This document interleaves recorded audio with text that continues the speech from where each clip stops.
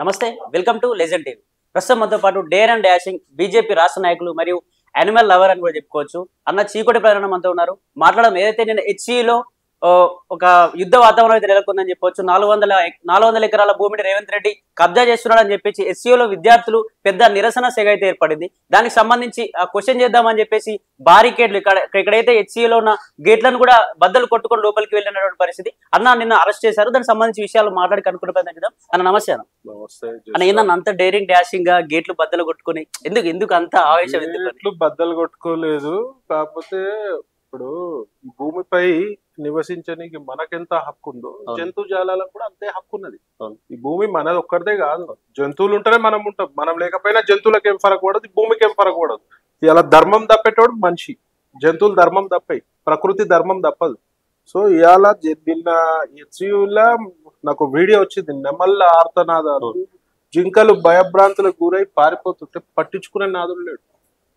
So ఇది ఒక ఆటవికమైన చర్య అనేది. వాళ్ళ ప్రకృతితో పెట్టుకున్నాడు చరిత్ర చూసుకుంటే ఎవడు కూడా బాగుపడలే. ప్రకృతితో ఎవడైతే పెట్టుకున్నాడో వాడు వినాశకాలే విపరీత బుద్ధి అని అన్నారు. సో ఇలా రేవంత్ రెడ్డి సర్కార్కి వినాశకాలే విపరీత బుద్ధి వచ్చింది.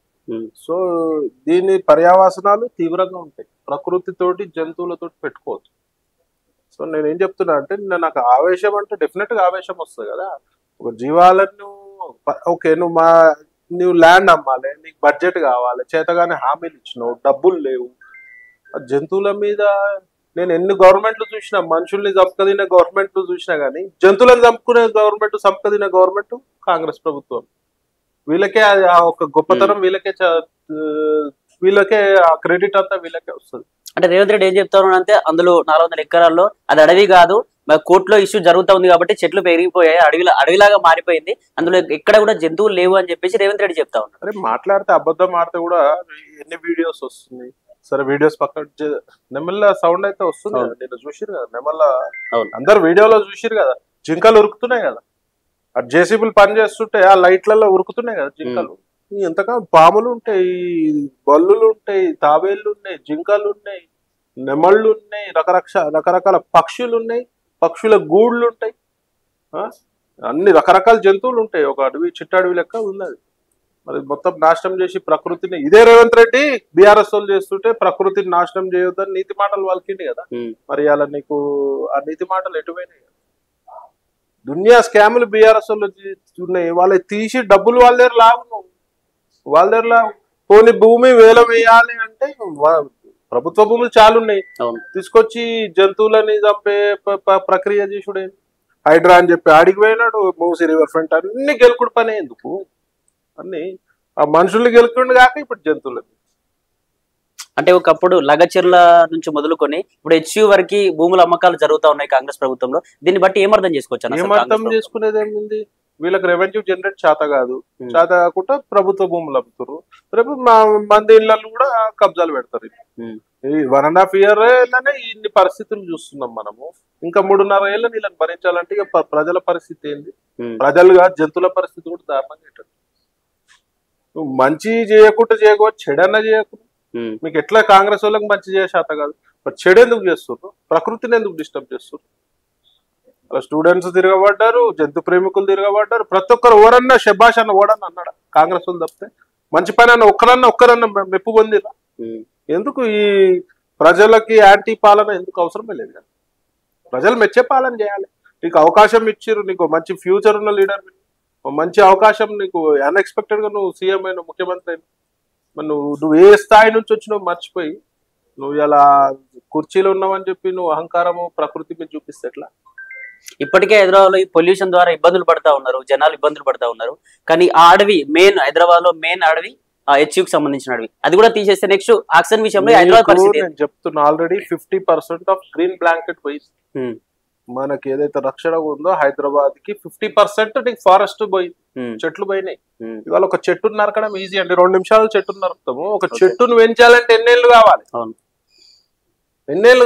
దాని నుంచి ఎన్ని లాభాలు మనకే కదా. అందులో కూడా మన స్వార్థం చూసుకోవచ్చు కదా.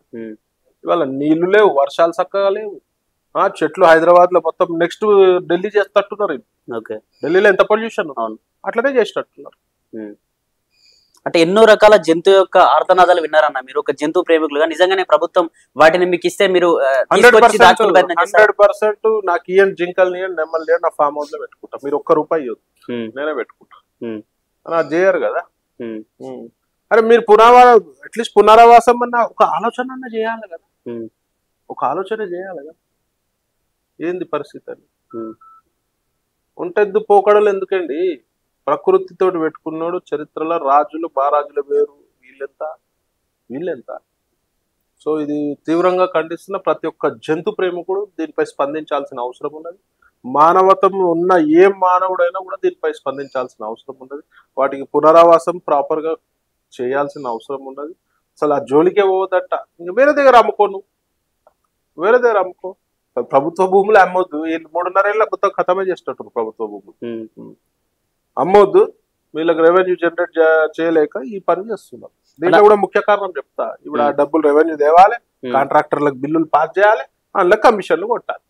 ఆల్రెడీ ఓపెన్ దుకాణం కదా, 10%, 10, 12, 13 నడుస్తుంది పర్సంటేజ్. నీకు కూడా ఏదైనా ఉంటే చెప్పు, నేను కాంట్రాక్ట్ ఇస్తా. కాంట్రాక్ట్ బిల్లు ఉంటే కూడా అయితే పనులు అయితే. ఓకే అన్న, నేను హెచ్ఏలోకి వెళ్ళారు, ఆ స్టూడెంట్స్ మాట్లాడబోయారని చెప్పారు. వాళ్ళు ఏం చెప్తా ఉన్నారు? అసలు మాట్లాడే పరిస్థితి అనేది రాలే. నేను దిగి లోపల పోయే అవకాశం కూడా ఇవ్వాలి పోలీసులు. ఎంబడే మాట్లాడే స్వేచ్ఛ కూడా ఎంబడే అరెస్ట్ చేసినారు, ప్రివెంటివ్ అరెస్ట్ అంటారు. అంటే ఒక మాట్లాడే స్వేచ్ఛ కూడా ఉండదా? ఒక జంతు ప్రేమకు, ప్రకృతి ప్రేమకి, ఒక బీజేపీ నాయకుడు లెక్క చూడకూడదు. అరే వాటి బాధ ఏందో తెలుసుకోండి బాబు మీరు. ఎక్కడ పోవాలి, ఎక్కడ పోవాలి? ఇంత అధ్వానమైన పరిస్థితి అలా ప్రజలను పీడిస్తున్న రేవంత్ రెడ్డి సర్కార్, జంతువులను కూడా పీడిస్తున్న రేవంత్ రెడ్డి సర్కార్. అంటే ఒకప్పుడు ప్రత్యేక తెలంగాణ కోసం పెద్ద ఉద్యమాలు జరిగాయి, ఇప్పుడు కూడా అట్లాంటి ఉద్యమాలే పునరావృతం అవుతానో తెలుసుకోవచ్చా అన్న? దీని పట్ల పెద్ద ఉద్యమం అయితే జరుగుతా ఉంది, జరగాల్సిన అవసరం ఉంది. ఏదైనా సరే చెట్లకి చీమలు, ఇవాళ చీమలు కనబడుతున్నాయి? లేదు. కనబడుతున్నాయా చీమలు? పక్షులు, పిట్టలు కనబడుతున్నాయా? ఏమైతుంది? ఎటు పోతుంది? వానపాములు కనబడుతున్నాయా? వర్షం పడితే మట్టిలో వాసన వస్తుందా? ఒకప్పుడు మంచి వాసన వస్తుందా? లేదు. చూసినావా? పిట్టలు లేవు, చీమలు లేవు. చీమలు కూడా రేరుగా కనబడుతుంది. జంగళ్ళలో, ఇళ్ళలో కనబడుతున్నాయి చీమలు, రేరు. అక్కడక్కడ కనబడుతుంది. అంటే ఏమైతుంది? పిట్టలు మొత్తం సెల్ టవర్ల దెబ్బకి పిట్టలు మొత్తం పిచ్చుకలు మొత్తం చచ్చిపోయి, పిచ్చుకలు అనేది ఊర్లలో మొత్తం కనబడుతుంది. అంటే మొత్తం ప్రకృతి నాశనం. ఇప్పుడు యూవీ రేస్ డైరెక్ట్ పడుతుంది. ఓజోన్ లేయరే ఆల్మోస్ట్ ఖతం అవుతుంది. అంటే మనం పిల్లలకు మంచి భవిష్యత్తు ఇచ్చే ఆలోచన ఉండాలి. ఇంకో 20-30 ఏళ్ళు అయితే నువ్వు బయట తిరిగే పరిస్థితే ఉండదు. ఒక సినిమాలు చూపిస్తారు చూడు, అండర్ గ్రౌండ్ లో పోయి ఉంటారు, ఆదిత్య 360 అండర్ గ్రౌండ్ లో పోయి నివాసాలు ఏర్పరచుకుంటారు. ఇంకో 50 ఏళ్ళు అయితే అదే పరిస్థితి వస్తుంది. ఇప్పటి నుంచి మనం మన పిల్లల భవిష్యత్తు కూడా ఆలోచించాలి కదా, ముందు తరాన్ని గురించి కూడా ఆలోచించాలి. ప్రకృతిని డిస్టర్బ్ చేయకుండా ఎన్నో చేయొచ్చు, గవర్నమెంట్ తలుచుకుంటే ఏం చేయాలని చెప్పు. అవును. దానిపై రేవంత్ రెడ్డి గారు శ్రద్ధ వహించి దీన్ని, ఈ యొక్క ప్రాజెక్ట్ ని మీరు వెనకడుగు చేయాలి. వేరే దిక్కుంటే అమ్ముకోండి. మీరు రెవెన్యూ జనరేట్ చేయలేక భూములు అమ్మే పరిస్థితి, మీ హామీలు నిలబెట్టుకునే ప్రయత్నంలో భూములు అమ్మే పరిస్థితి ప్రజలందరూ గమనిస్తున్నారు. దీనిపై డెఫినెట్ గా షార్ట్ పీరియడ్ లో ఆల్రెడీ చూస్తున్నారు. ఎమ్మెల్సీ ఎలక్షన్ లో ఎట్లా ఉన్నదో పరిస్థితి, రేపు వచ్చే ఎలక్షన్ లో కూడా ప్రజలు బుద్ధి చెప్పే పరిస్థితి.